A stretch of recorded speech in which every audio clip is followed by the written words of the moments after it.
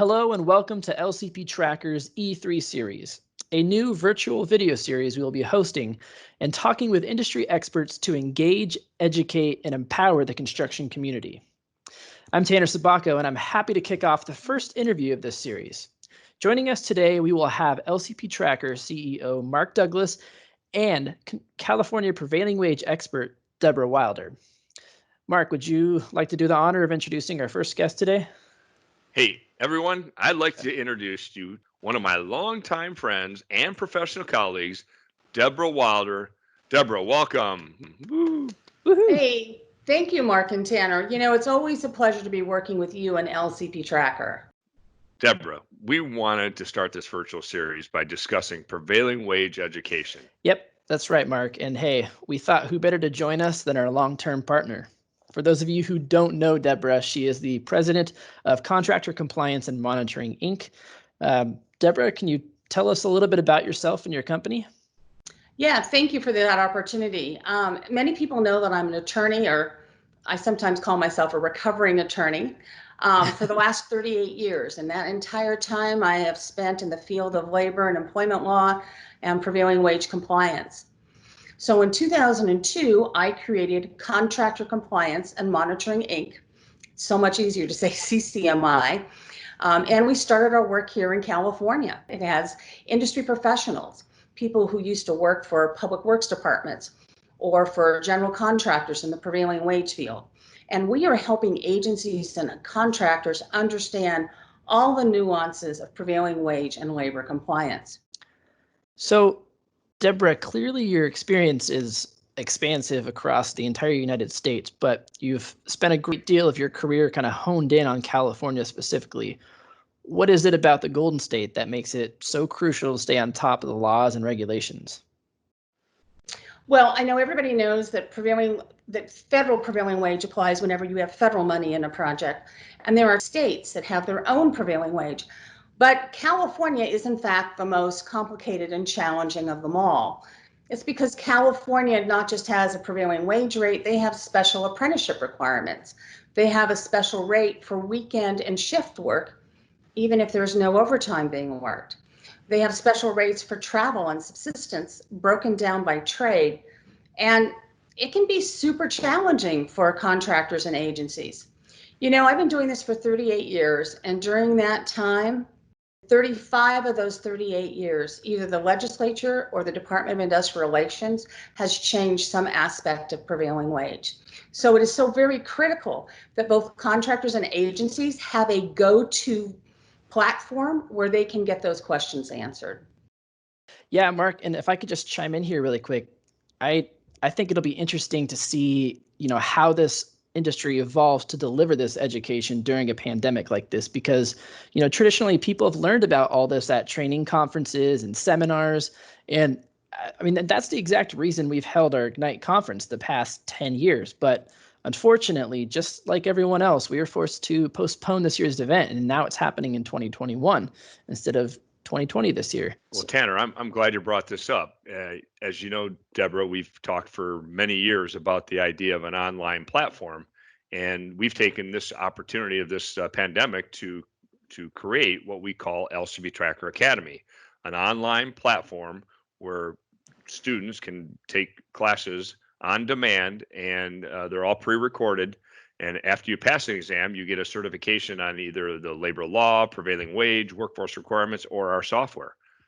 Well, you know what I really love about the LCPtracker Academy is that it provides great prevailing wage compliance information in bite-sized pieces.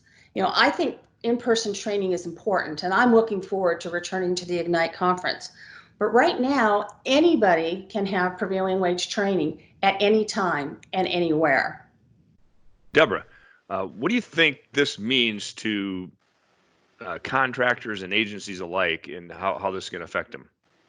It is so critical that awarding agencies and contractors understand all aspects of labor compliance, and having competent trained staff is essential. Not everyone is able to take a day or two or three away and travel to a conference. So having the ability to have that information right there at their desk is something that is going to be really valuable to them. You know, the fact that LCPtracker Academy has this certification process is really an added benefit. I mean, if I'm looking at somebody's resume and I see that they have a certification in, you know, labor compliance and prevailing wage, you know, that's going to impress me. And so I think having that certification will actually enhance resumes and careers of the people who participate. Hey, Deborah, can I shift us back a little bit to California? What are some of the areas that you find contractors in California struggle with the most, and how about agencies as well? Well, how long do we have for this interview? Because I could talk about this for hours. For Yeah. contractors, it's not just the wages that have to be paid. It is the mid-project wage increases. It's the holidays that differ from trade to trade. It's travel and subsistence that's implemented trade by trade and county by county. And it's the apprenticeship requirements, which are the most complicated in the country.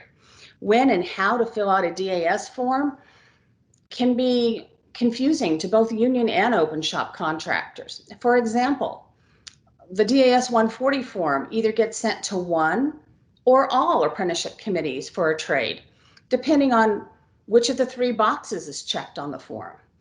And even if you have apprentices on the project, if you don't meet the state mandated ratio, then you still have to request an apprentice from each and every approved program for that trade until you reach that ratio, or you've asked each program and there's no apprentices to be referred. The DIR can then fine a contractor at the rate of $100 a day from the first day they work till the very, very last day worked. For agencies, the struggle is having someone on their staff with prevailing wage experience. Many of these staff people are wearing multiple hats. And so having something more than a cursory understanding of prevailing wage is really critical to managing these projects in an efficient way. Well, Deborah, fantastic information. And hey, before we wrap it up, can you give us an idea on, some of the topics someone might expect to learn in the California Prevailing Wage certification we have in LCPtracker Academy? Well, if you take the full course, there's an agency course, there's a contractor course, there's a variety of courses that you can take and be certified in. We take the user to the DIR website and show them how to navigate that website and where they can find a lot of the information they may be looking for. We discuss daily and weekly overtime requirements and special rates for working on Saturday, Sunday, and holidays. We discuss shift work and when travel and subsistence is required, because that differs by trade. We talk about how to correctly complete certain forms. So for example, the fringe benefit form, how to amortize those benefits, the DAS forms for apprenticeship, and even a CAC2 form for training contributions.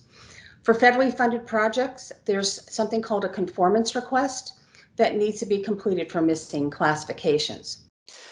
Mark, I can actually attest myself to both the quality and the quantity of content that Deborah just jam-packed into that learning plan. And I can tell you this myself because I spent quite a bit of time editing many of those video modules. And there's over 10 to 12 hours worth of content delivered in both a mix of videos, like I mentioned, as well as self-guided reading materials. And it's for both contractors and agencies. It's just fantastic content.